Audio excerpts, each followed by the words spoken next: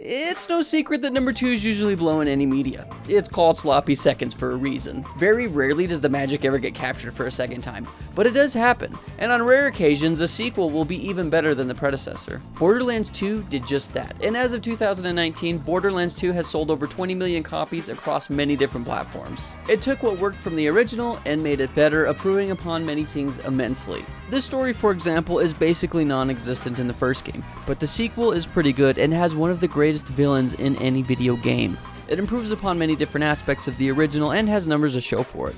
Borderlands 2 has a very illustrious reputation and is still regarded as the best title in the series by both fans and critics alike. I played through the first one with my friends and had an enjoyable experience overall. You can check out the video we made on it in the description.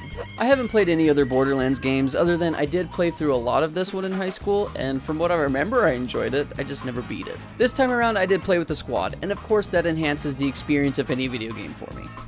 That being said, let's dive into Borderlands 2 to see if this is the best sequel ever made. Whee!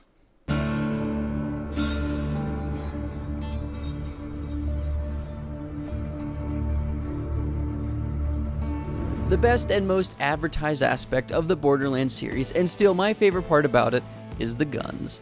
A billion, kajillion, million guns. Guns for days. You get a gun, and you get a gun, and you get a gun. That is what the series is known for. You may not know much about Borderlands, but Gearbox made sure you and everyone else knew how many guns are in the game. Yeah, there's an astronomical amount of guns for you to play with, just like in the first title, but more.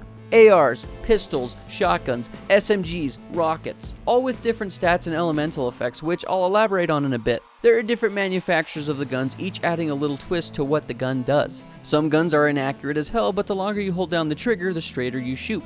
My favorite was Tediore-made weapons, which blow up like a grenade when you reload. It's very over the top. Oh, I'm out of ammo. I'ma just yeet this at a dude and then one magically reappears in my hands. Gun spawns are randomly generated, so you can get a bitchin' gun early on if you are lucky.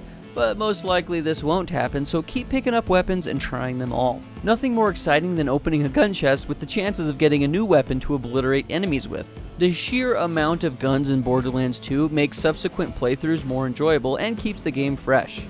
Harkening back to the elemental effects that the guns can have, varied from fire, acid, shock, explosive, and slag. Each has different effects on certain enemies. Acid melts robots and vehicles, shock depletes shields, fire incinerates skin, explosive goes boom, and slag puts a status effect on enemies that increases the damage from all non-slag sources. Would you look at that? It's a team weapon. You want to try and have different elemental weapons, like an acid pistol, a fire shotgun, a shock SMG, and an explosive AR or rocket launcher.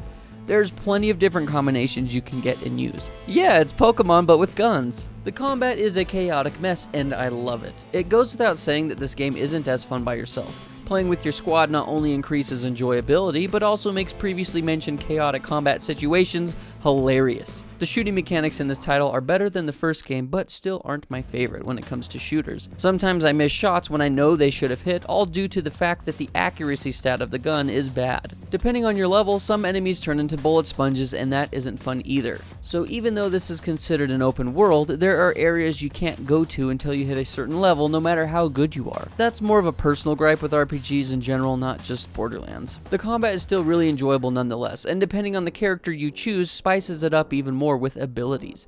I picked the Psycho, who is a DLC character. His abilities vary, but his main ultimate move has you going into a rage and smacking the sheet out of enemies with a giant saw blade. Each time you kill an enemy in this rage mode, your health recharges, so it promotes a more aggressive playstyle. This is another aspect that made Borderlands 2 so addicting for me, was the RPG elements. Leveling up and unlocking the skills in the skill trees was rewarding, and I love seeing my character become a bloodthirsty badass. Getting better equipment, more health, shields, and abilities is great.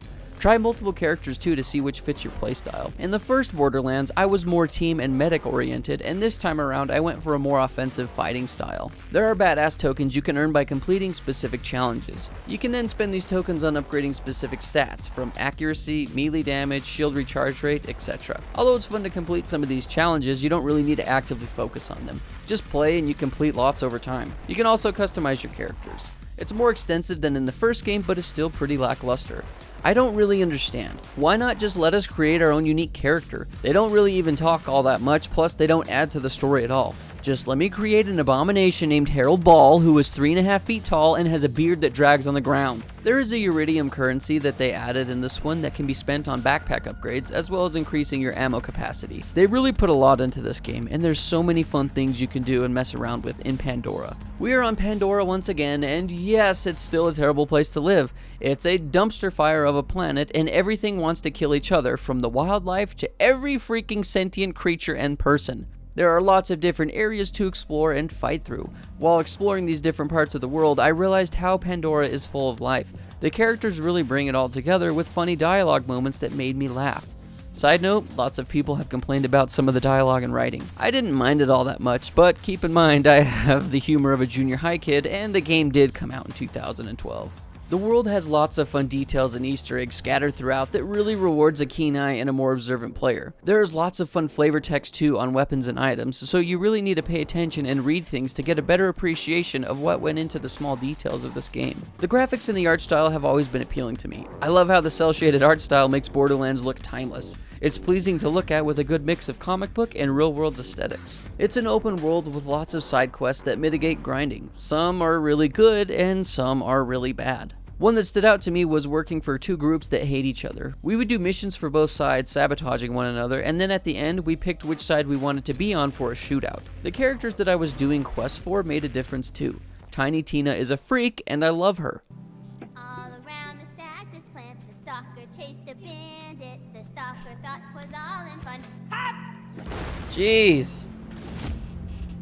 I'm not the only one though, because they made her own game. The characters in Borderlands 2 are great, and in turn the main story as well. Handsome Jack is considered one of the best villains in video games. He is a dick to you literally the entire game, so it keeps the player's attention somewhat fixated on him throughout, with Jack doing terrible things that make you want to kill him even more. They also brought back the characters from the first game, which is cool because you get to see more of their personalities come through. One problem that I have in lots of video games, not just this one, is when the story is delivered through audio logs. In Borderlands specifically, sometimes you can't hear in battle because there are guns being shot and bullets flying everywhere, making it really hard to focus on someone talking. Sometimes you start a new quest before a character is done talking and it just cuts off their dialogue and you miss it. Yep, gone forever. It's definitely not my favorite method of storytelling. I'm not going to spoil the story, there are lots of moments that hit pretty hard, so go and enjoy it for yourself.